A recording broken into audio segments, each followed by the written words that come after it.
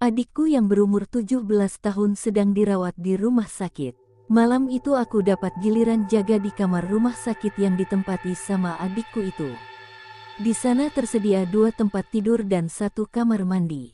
Singkat cerita, pas malamnya sekitar jam 11, aku tiba-tiba kelaparan. Jadinya aku keluar untuk nyari makan. Setelah aku membeli nasi goreng, sekitar jam 0.30, ketika aku akan kembali ke kamar rumah sakit itu, aku iseng pengen melihat seperti apa sih kamar mayat itu. Dan untuk menghilangkan rasa penasaran itu, akhirnya aku berkeliling mencari kamar mayat. Dan setelah kutemukan kamar mayatnya, aku mencoba mengintip ke dalamnya. Aku lihat di situ terdapat 3 mayat yang tergeletak di tumpukan besi. Wajahnya tidak kelihatan, karena ditutupi kain putih. Di kain yang menutupi mayat ketiga itu terlihat bercak-bercak merah seperti darah. Mungkin mayat-mayat ini mati karena kecelakaan, pikirku saat itu.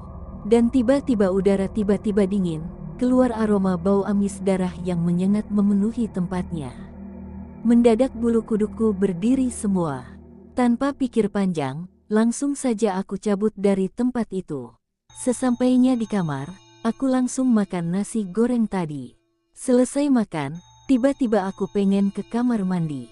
Namun begitu aku membuka pintu, aku terkejut karena melihat ada seorang anak perempuan berusia sekitar 10 tahun sedang menangis di kamar mandi sambil jongkok.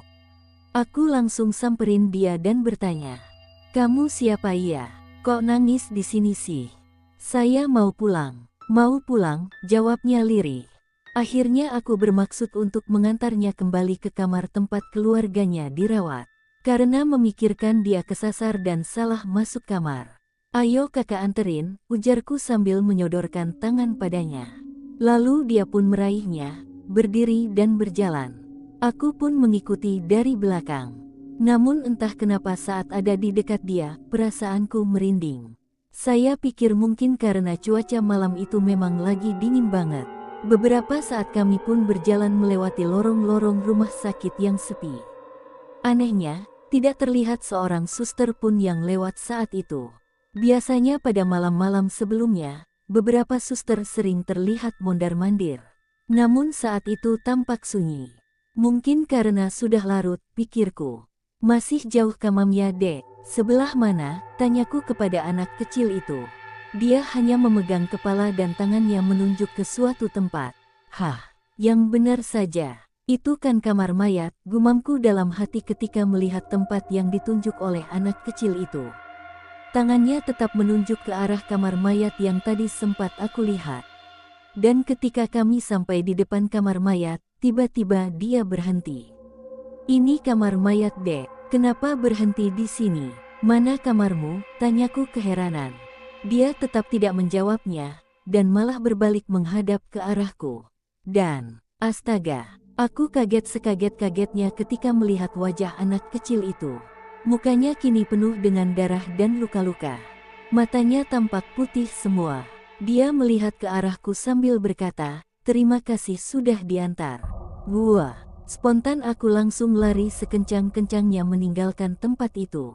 Dan ketika sudah berlari agak jauh, aku penasaran dan menengok ke belakang. Astaga, ternyata memang benar, gadis kecil itu hantu. Dia berjalan masuk ke kamar mayat tanpa melalui pintu.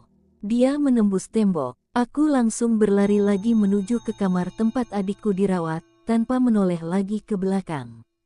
Keesokan paginya, aku ceritain kejadian semalam sama suster yang jaga pagi. Dan dia pun cerita, kalau tadi malam datang 3 mayat korban tabrak lari, dan salah satunya adalah mayat seorang anak kecil. Tapi sekarang jenazahnya sudah diambil oleh keluarganya. Apakah semalam yang kulihat adalah penampakan arwah anak kecil korban tabrak lari itu? Entahlah.